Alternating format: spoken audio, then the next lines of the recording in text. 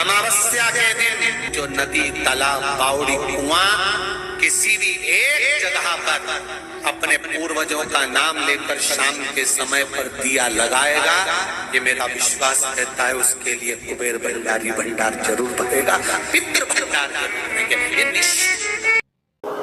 मौनी अमावस्या के दिन शंकर के मंदिर में जाकर शिव जी को जल चढ़ाकर जब कोई चंदन की 3 लाइन भगवान शंकर के शिवलिंग पर खींचता है, शंकर उसका हाथ पकड़कर उसका भाग्य लिखना प्रारंभ कर देते हैं।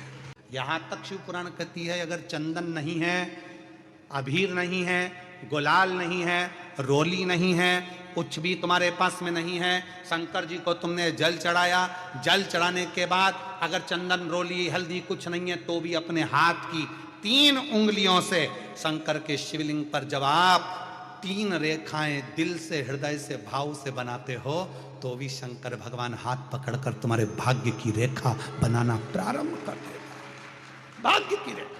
भाग्य की रेखा बनाना प्रारंभ कर देता। अब खींचो 3 लाइन। ब्रह्मा, विष्णु, महेश की 3 सलाखाएं जब शिव जी के शिवलिंग पर लगाई जाती है, यहां तक शिव पुराण कहती है, अगर हम शंकर भगवान के शिवलिंग को जल चढ़ाकर 3 रेखाएं भी ना खींच सकें, तो अपने हाथ की 3 उंगली का यदि स्पर्श मात्र भी शिवलिंग पर कर देते हैं, तो ब्रह्मा, विष्णु और महेश की करुणा हमारे ऊपर होना प्रारंभ हो जाती है। यहां तक शिव पुराण का। अगर अमावस्या के दिन प्रदोष के समय पर, प्रदोष का समय जानते हो ना, सूर्यास्त के समय जब होता है प्रदोष का समय, अगर घर का व्यक्ति एक घी का दीप लेकर उस जलाशय, नदी, तालाब, बावड़ी, कुआं, हेडपंप जो उसके पास में हो, जो जलाशय पास में हो, वहां पहुंचकर प्रदोष काल में दक्षिण की ओर दिया जो लगेगा, उसमें बत्ती लंबी लगेगी, गोल बत्ती नहीं। कौन सी बत्ती? लंबी बत्ती। लंबी बत्ती जानते हो सब लोग? कपास की जो बाती होती है वो लंबी वाली, गोल बाती नहीं, फूल बाती नहीं, लंबी बाती। कपास की बाती को लंबा कर कर वो बाती घी के दिए में रखकर, बाती का मुख दक्षिण का कर कर अगर दीप प्रज्वलित किया जाता है, तो वो घर के पितर कभी बद्दुआ नहीं देते, उन पितर आशीर्वाद देकर ही जाते हैं। पहला चंदन बाबा के शिवलिंग पर, दूसरा गणेश जी पर चंदन की उंगली, तीसरा षडानंद कार्तिकेय पर चंदन की उंगली, चौथा अशोक सुंदरी पर चंदन की उंगली, 5वां जलाधारी पर चंदन की उंगली, छठा जो शिवलिंग का जल बह रहा है इसके ठीक विपरीत की ओर चंदन की उंगली, और 7वां चंदन नंदी के मस्तक के ऊपर जो 2 सींग लगे रहते हैं उस पर चंदन की उंगली। ये कब लगाई जाती है? या तो अमावस्या के दिन आपको लगता है कि हमारे पूर्वजों का उद्धार नहीं हुआ, हमारे पूर्वजों का कल्याण नहीं हुआ, कहीं अधोगति में कोई चला गया है,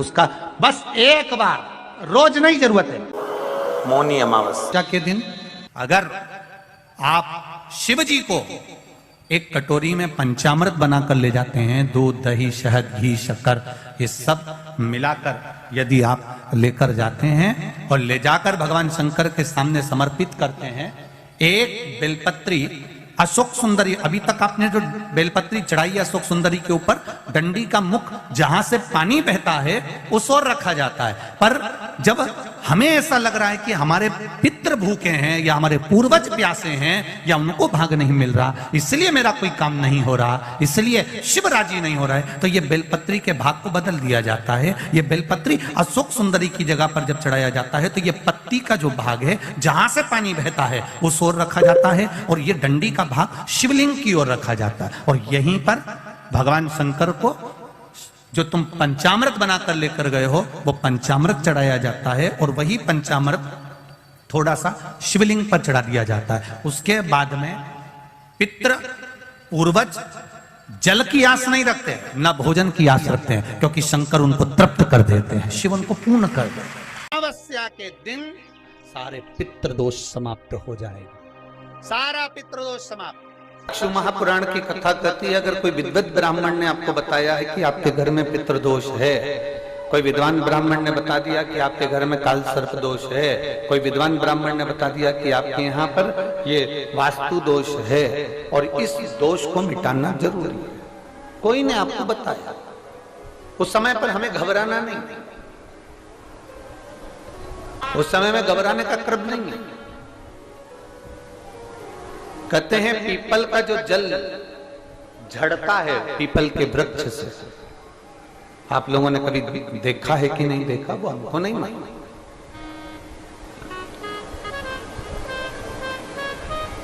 कितना भी अगर कोई वास्तु दोष बता दिया, पितृ दोष बता दिया, काल सर्प दोष बता दिया, कितना भी अगर कोई दोष बता दे, तो पीपल का जो जल वृक्ष में से झड़ता है, कभी कभी आप उसके नीचे हाथ रखकर देखना, थाली रखकर देखना, उसमें पत्थर पर देखना, तो वहां पर भी पानी के निशान आपको मिलेंगे, बूंद के निशान मिलेंगे।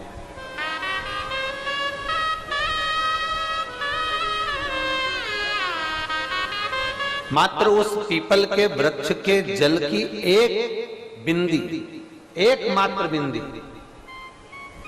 शंकर भगवान का जो शिवलिंग है जलाधारी है, चरण है, गणेश कार्तिकेय का स्थान है, अशोक सुंदरी का स्थान है, और प्रत्येक जलाधारी में से पानी बीच में से आकर नीचे की ओर गिरता है, नीचे की ओर गिरता है।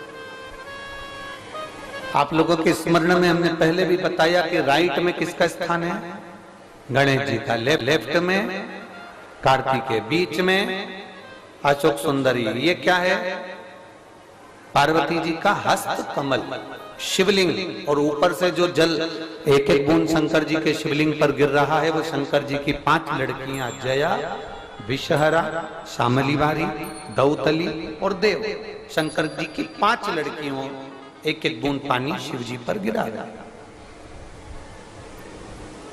जहां जल नीचे गिरता है उस स्थान से जहां तक जल बहकर जा रहा है उस स्थान तक 33 कोटि देवताओं का स्थान, 33 कोटि देवताओं का स्थान। अब जहां पानी आया, जहां नीचे गिरा, उसके बीच में जो स्थान होता है, आप लोगों ने देखा है कि नहीं देखा? जिनने देखा है जरा हाथ उठाओ।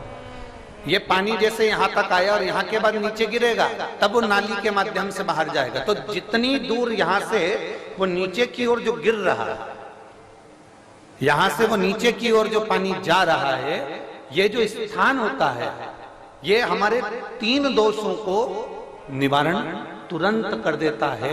एक हमारा पितृदोष, एक हमारा काल सर्प दोष, और एक हमारा वास्तु दोष का निवारण ये तुरंत करता है।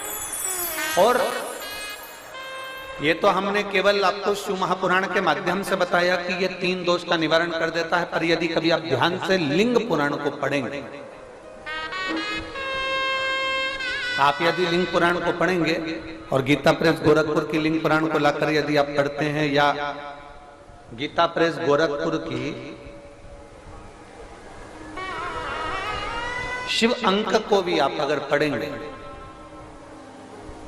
उसका नंबर हमारे स्मरण में नहीं आ रहा है, शिव अंक को भी अगर आप पढ़ेंगे तो उसमें भी आपको वर्णन मिलेगा कि हम तो केवल 3 दोष का बता रहे हैं, पर हमारे शास्त्र तो यहाँ पर और भी दोषों का वर्णन कर रहे हैं। जैसे किसी ने बता दिया आपको शनि का दोष है, किसी ने बता दिया मंगल का दोष है, किसी ने बता दिया आपको केतु का दोष है, किसी ने बता दिया आपको राहु का दोष है, किसी ने आपको कह दिया कि बृहस्पति का दोष है, किसी ने कह दिया आपको ये वाला दोष है। दुनिया के जितने दोष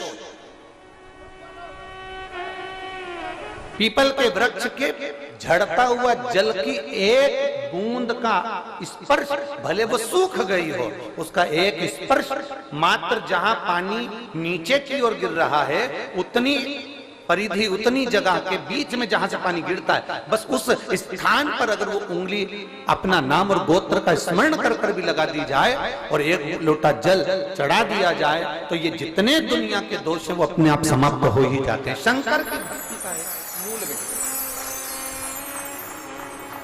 बोल बम का नारा है।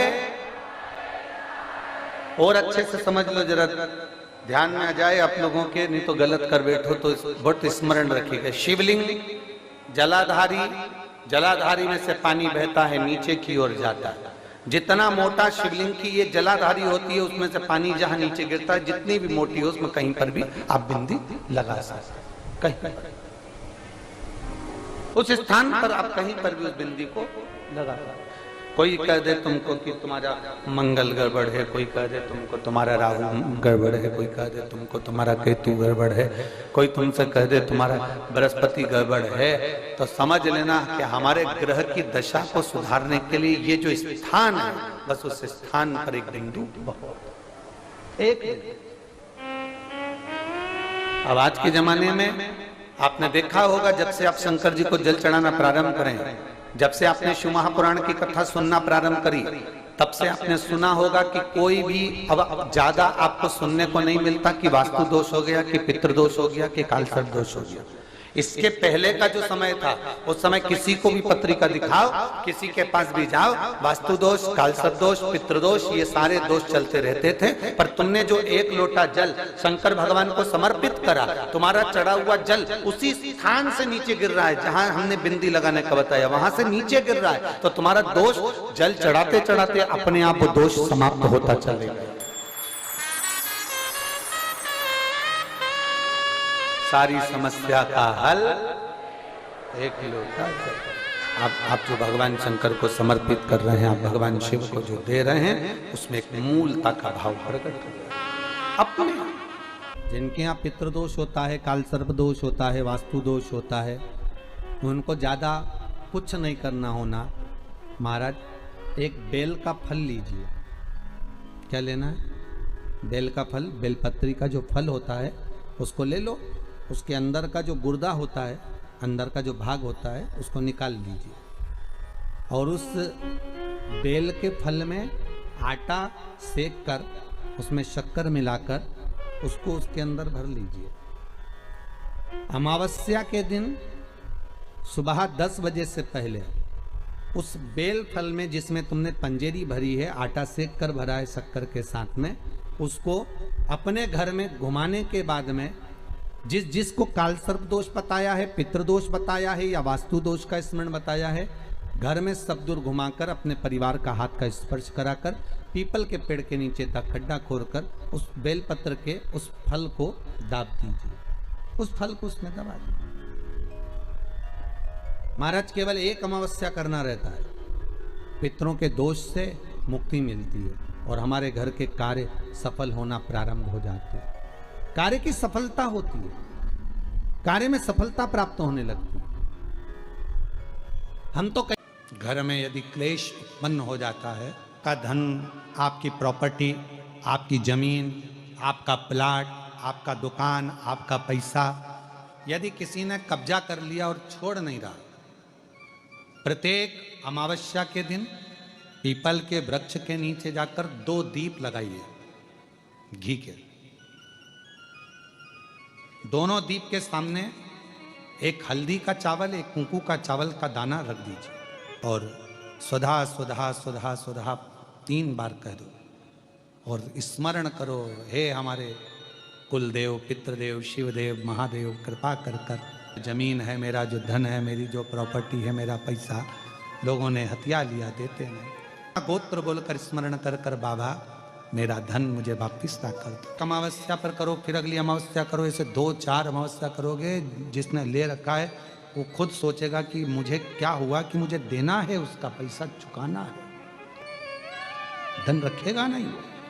अगर किसी व्यक्ति के जीवन में खो गया, कर्जे में डूब गया, कर्जा बहुत हो गया, पैसा चले गया, गाड़ी चली गई, मकान चले गया, सब गिरवे रखा गया, सब कुछ समाप्त हो गया, उसको प्रत्येक प्रदोष को, प्रत्येक अमावस्या को घी का दीप किसी भी पेड़ के नीचे, ये 5 वृक्ष बताए हैं पितृभाव के, उन 5 वृक्ष में से कहीं पर भी बड़, पीपल, आंवला, शमी, बेलपत्र आदि 5 वृक्ष में से किसी भी वृक्ष के नीचे प्रज्वलित करे और कामना करे, उसका कर्जा चूकता ही है, चूकता। आपको कोई ब्राह्मण देवता ने कहा कि आपके यहाँ पितृदोष है, तो आपको घबराना नहीं है कि महाराज जी मुझे क्या करना पड़ेगा, पितृदोष है।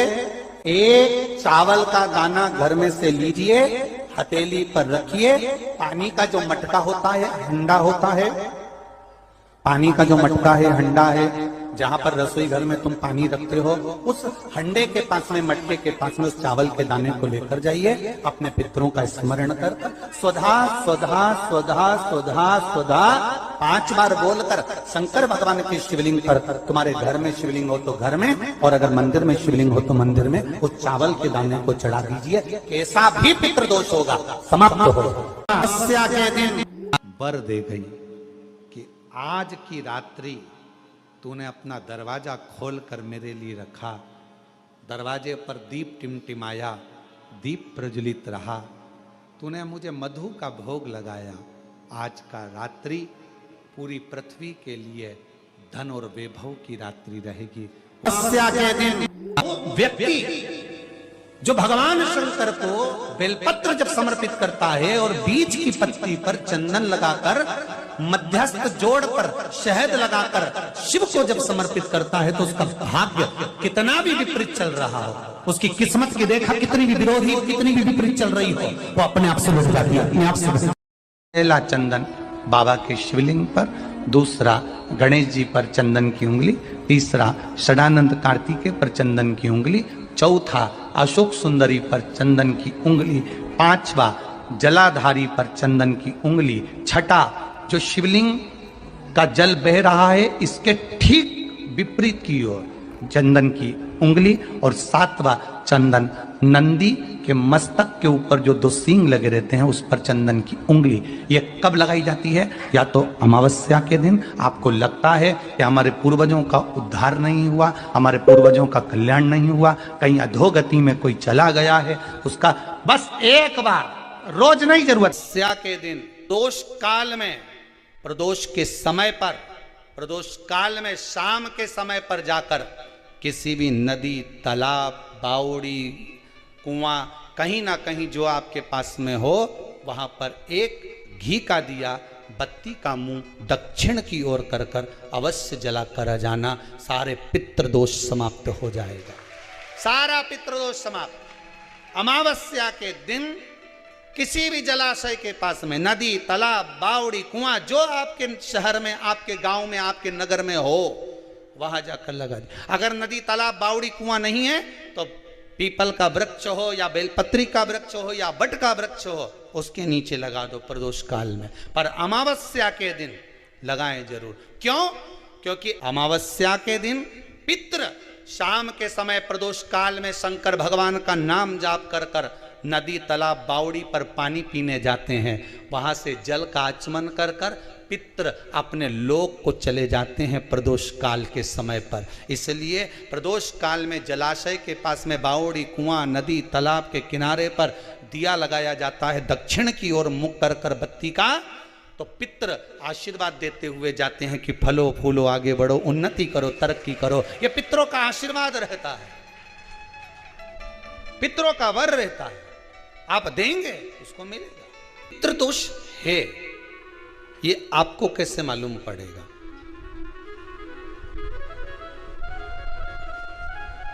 पितृ भूखे हैं, इसका तो वर्णन हमने पहले कर दिया कि रात्रि को जब आप सोने के बाद में 1-1.5 घंटे बाद अगर आपकी नींद खुल जाए, 1 घंटा 1.5 घंटा आप सो लिए, उसके बाद जो नींद खुली तो 1-1.5 घंटे तक अगर आपको नींद नहीं आ रही है, रात्रि को सोने के बाद में 1 घंटे बाद जब उठे तो आपको प्यास लग गई, भूख लगने लगी, प्यास लगने लगी कि मेरे को पानी पीना पड़ेगा, घबराहट हो रही, पानी पीना पड़ेगा। 1-1.5 घंटे सोने के बाद अचानक नींद खुले और आपको प्यास लगे, समझ लेना आपके पितृ भूखे हैं और प्यासे हैं, भूखे और प्यासे हैं, उनको जल की जरूरत है। किसी भी नदी में, सरोवर में, कुंड में, बावड़ी में, तालाब में, आप तीर्थ में जाकर जब स्नान करते हैं तो स्नान करने के बाद एक काम का नियम बना लो कि अपने हाथ की अंजलि में जल लेकर अपने पूर्वजों को देना है। प्यासे रहते हैं, भाग मांगते हैं, प्राप्त करना। 3 वृक्ष पितरों के तुल्य हैं। पहला पीपल, दूसरा बट वृक्ष, तीसरा बेलपत्र का वृक्ष। ये पितरों के तुल्य हैं। अगर आपको रात्रि में नींद नहीं आ रही है, ऐसा लगता है कि रात्रि को 1 घंटा 1.5 घंटा सोने के बाद कुछ गलत गलत विचार आने लगते हैं, नींद सुबह 3 बजे तक 4 बजे तक नहीं आती, 4 बजे के बाद फिर नींद आती है, तो एक प्रैक्टिकल जरूर कर देखना। एक प्रैक्टिकल करने में क्या जाता है, प्रयास करने में क्या कुछ जाता है क्या? प्रैक्टिकल कर देखना कि कहीं सीओर वाला महाराज झूठ तो नहीं बोल रहा, तो प्रैक्टिकल करने में कुछ नहीं जाए। 1 लोटा पानी लो, उसमें थोड़ा सा कच्चा दूध डाल लीजिए, श्राद्ध पक्ष चल रहा है, बेलपत्री का पेड़ या पीपल का पेड़ या बट का पेड़, इन पेड़ के नीचे ले जाकर उस दूध को दोपहर में सुबह 10 बजे से लेकर 12 बजे के बीच में ले जाकर चढ़ा दीजिए। रात्रि को फिर ना आपको प्यास लगेगी ना भूख लगेगी, नींद एक बार लगी तो सुबह ही खुलेगी। प्रैक्टिकल करने में क्या जाता है?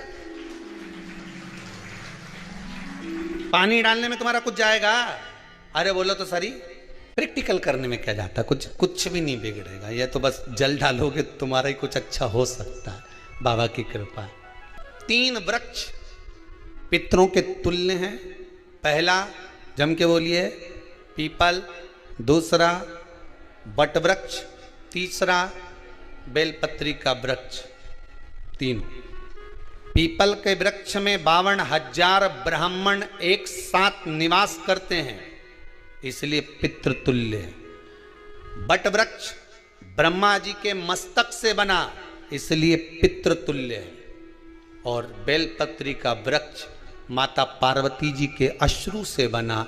जब आंसू गिरे थे माता जगत जननी जगदम्बा पार्वती के, उस समय पर पितृलोक में हलचल उत्पन्न हो गई थी। हमारी नातिन की आंख में आंसू कैसे आ गए? मैनावती की पुत्री है,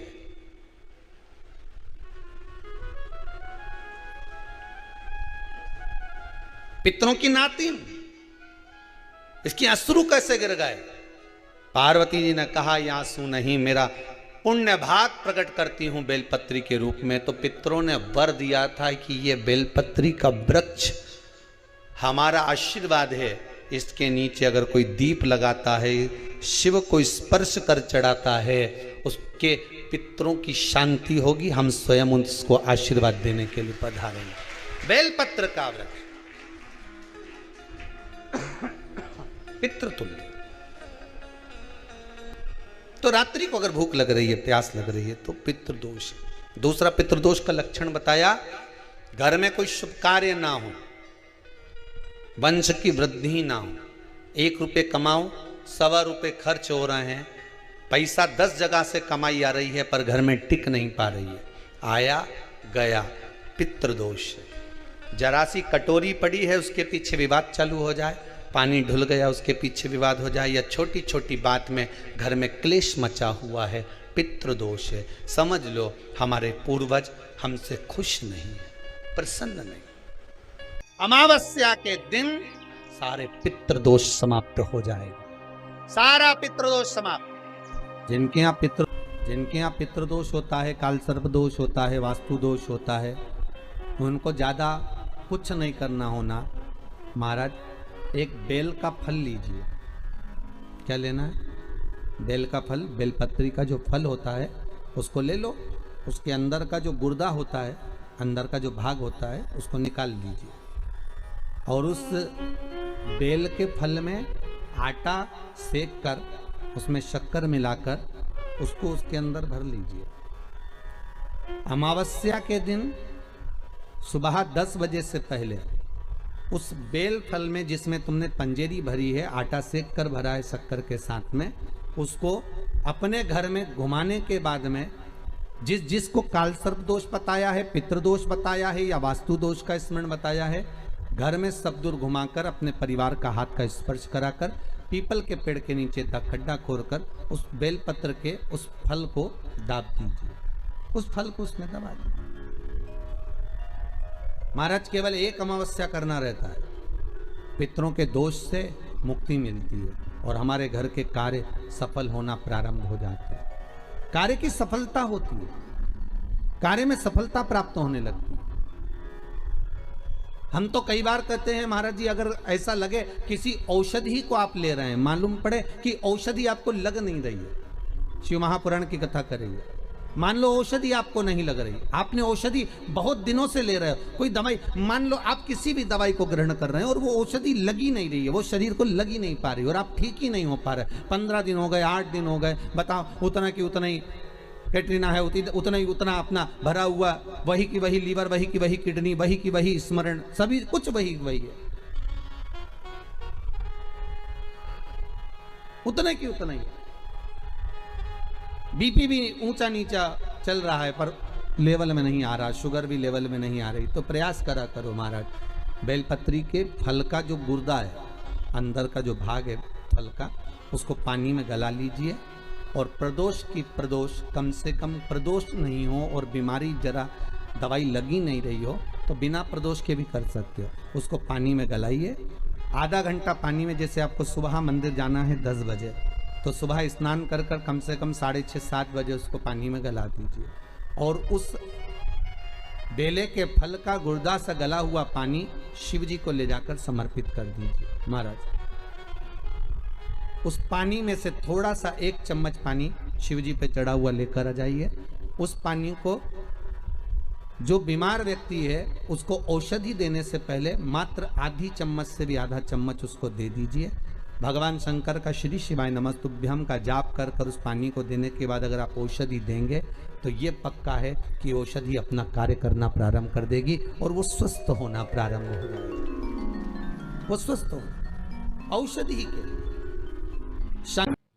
अवश्य तुलसी की लकड़ी पानी में घुमाकर, लकड़ी नहीं हो तो माला तो होगी ही, जल में भ्रमण कराकर, जल में घुमाकर तुलसी की लकड़ी को जल में डालकर स्नान जो करता है, मात्र घुमाना है, लकड़ी डालकर नहीं रखना है, घुमाकर अपने पूजन वाले स्थान पर रख लो या पानी में पहले से घुमा लो, उस पानी को ले जाकर डाल दो। अमावस्या स्नान जो जीव करता है, शिव महापुराण की कथा कहती है, जितनी वर्ष में सोमती पड़ती है, सोमती अमावस्याएं पड़ती हैं, शनिचरी अमावस्याएं पड़ती हैं, सारी अमावस्या का पुण्य उस जीव के खाते में चला जाता है। तो अच्छे से ध्यान रखिएगा, आप ब्राह्मण को भोजन कराएं ना कराएं, आपने धूप छोड़ी ना छोड़ी वो पता नहीं, गाय को रोटी दी ना दी, स्वान को भोजन दिया ना दिया, कौवे को भोजन दिया ना दिया, चलेगा, पर अमावस्या के दिन, उस दिन प्रदोष काल में, प्रदोष के समय पर, शाम के समय पर जाकर किसी भी नदी, तालाब, बावड़ी, कुआं, कहीं ना कहीं जो आपके पास में हो, वहां पर एक घी का दिया, बत्ती का मुंह दक्षिण की ओर कर कर अवश्य जला कर जाना, सारे पितृ दोष समाप्त हो जाएगा। से निवेदन है, माताओं से निवेदन है, मान लो आपको कोई ब्राह्मण देवता ने कहा कि आपके यहाँ पितृदोष है, तो आपको घबराना नहीं है कि महाराज जी मुझे क्या करना पड़ेगा, पितृदोष है, एक चावल का दाना घर में से लीजिए, हथेली पर रखिए, पानी का जो मटका होता है, हंडा होता है, पानी का जो मटका है, हंडा है, जहां पर रसोई घर में तुम पानी रखते हो, उस हंडे के पास में, मटके के पास में उस चावल के दाने को लेकर जाइए, अपने पितरों का स्मरण कर स्वधा स्वधा स्वधा स्वधा स्वधा 5 बार बोलकर शंकर भगवान के शिवलिंग पर, तुम्हारे घर में शिवलिंग हो तो घर में, और अगर मंदिर में शिवलिंग हो तो मंदिर में, उस चावल के दाने को चढ़ा दीजिए, कैसा भी पितृदोष होगा समाप्त होगा। कि गाय जब अपने बछड़े को दूध पिलाए और बछड़े के मुख पर जो फेन आए, उस फेन को अमावस्या के दिन दोपहर में 12 बजे चम्मच में लेकर, जो बच्चा चिड़चिड़ करता हो या पढ़ाई में मन नहीं लगता हो या दिमाग थोड़ा सा कमजोर हो, डॉक्टर के इसका विवेक काम नहीं कर रहा, बुद्धि काम नहीं कर रही है, उस बच्चे को 2 या 3 अमावस्या गाय जब बछड़े को दूध पिलाए, बछड़े के मुंह पर जो फेन आता है वो फेन उस बच्चे को पिला दिया जाए तो बच्चा विद्वान होता है, उसका विवेक काम करना प्रबल हो जाता है। सारी दुनिया के लोग तुमसे कह रहे हैं तेरे घर में पितृदोष है, 1 रुपए कमाते हो 1.25 रुपए खर्च होता है, मानसिक टेंशन बना रहता है, घर में एक व्यक्ति बीमार है, ठीक हुआ, दूसरा बीमार पड़ गया, दूसरा ठीक हुआ, तीसरा बीमार पड़ गया, तीसरा ठीक हुआ, चौथा बीमार पड़ गया, मतलब कहीं ना कहीं पितृ का भाव, पितृदोष का वर्णन। किसी ने कहा तुमसे कि तेरे यहाँ पितृदोष है, तूने ब्राह्मण को भोजन करा दिया, पिंडदान करा दिया, तर्पण करा दिया, तिलांजलि करा दी, गया जी का श्राद्ध कर दिया, हरिद्वार चली गई, वहां पिंडदान करवा दिया, ब्राह्मण भोज करवा दिया, तिथि पर भोजन करवा दिया, सब कुछ करवा के देते। अब एक काम और करके देख लो, एक काम और करके देख लो।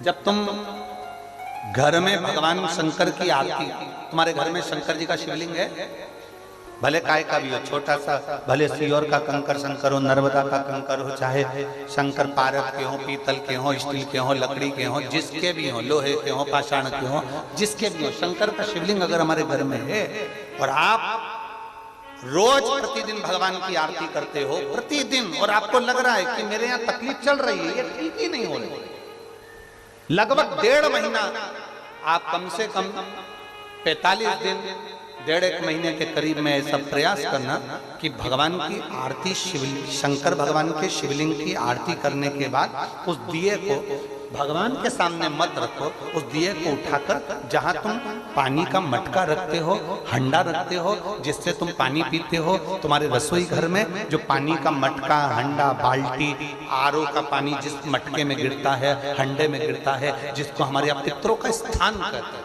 उस स्थान पर, उस मटके के पास में, उस हंडे के पास में, उस बाल्टी के पास में, जहां रसोई घर में पानी रखते हो, उस रसोई घर में पानी जहां रखते हो, उसके पास में उस दिए को भगवान के सामने नहीं रखना। आरती उतारने के बाद उस दिए को ले जाके सीधे परिंडे के पास में, उस हंडे के पास में, मटके के पास में उसको रखो। केवल 1.5 महीना कर कर देखना। 1.5 महीने के बाद तुम्हें मालूम पड़ेगा कि हम वापिस उन्नति की सीढ़ी पर चढ़ना प्रारंभ करती है, हमें फल मिलना चाहिए। अब तुम्हें ना कहीं जाना है, ना कहीं आना है, ना कोई खर्चा है। खर्चा है क्या? ईमानदारी से बोलो, कोई तुम्हारा लाखों का रुपया लग गया क्या? रोज आरती करते हो रोज आरती। बस आरती का नियम बना लो कि हमको पितृदोष किसी ने बोला है, हमारे घर में अशांति है, पितृदोष है, कोई कह रहा है कि तुम्हारे घर में पितृदोष है, हमने सब कुछ करके देख लिया। अब हमें ये करना है कि महादेव की आरती जब होती है तो उसकी ज्योत का दर्शन करने पर 1000 कपिला गाय के दान का पुण्य मिलता है। तो ये पुण्य हम हमारे पितरों को देते हैं, जिससे उनकी मुक्ति हो जाए और हमें आशीर्वाद प्राप्त। उस दिए को नीचे नहीं रखना, आरती उतारने के बाद आरती पूरी हो जाए तब उस दिए को ले जाकर, जब आप ले जाकर उसको रखें तब उस स्थान पर रखें जहां पितरों का स्थान। जिसके घर में पितृदोष प्रबल होता है, बहुत प्रबल पितृदोष है, तो उसके घर के जहां पानी का मटका रखा था, पितृदोष मालूम है ना? पितृदोष का लक्षण क्या होता है? 1 रुपए कमाओ, 1.25 रुपए खर्च हो, समझ लेना पितृदोष है। रात्रि को सो गए तुम, बड़े चक नींद आ गई तुमको, बहुत प्रेम से सो गए, सोने के 1.5 घंटे या 2 घंटे बाद तुम्हारी नींद खुल जाए और कम से कम आधे घंटे तक तुमको भूख लग रही हो, समझ लेना पितृदोष। सोकर उठने के बाद में जैसे ही 1-2 घंटे की नींद हो गई और अचानक नींद खुल गई और तुम्हें भूख लग रही है, भूख लग रही है, प्यास लग रही है बहुत तेज, अभी सोए हो, 1.5 घंटा ही हुआ, 2 घंटा ही हुआ, भूख लगने लगी, बहुत तेज भूख लग रही है, समझ लेना पितृदोष। पितृ भूखे हैं, भोजन की याचना कर रहे हैं, भोजन की याचना। सोने के बाद तत्काल नींद खुले 2 घंटे के बाद, भूख लगे, उसका भी एक समय बताया है महाराज ब्रह्मवर्ता पुराण के अंतर्गत कि रात्रि को सोने के बाद में 1 घंटे की नींद हो जाए और उसके बाद में 2 घंटे के अंदर वापस नींद खुल जाए और भूख लगने लगे तो समझ लो पितृ भूखे हैं, भोजन मांग रहे हैं, अन्न मांग रहे हैं, पितृदोष है।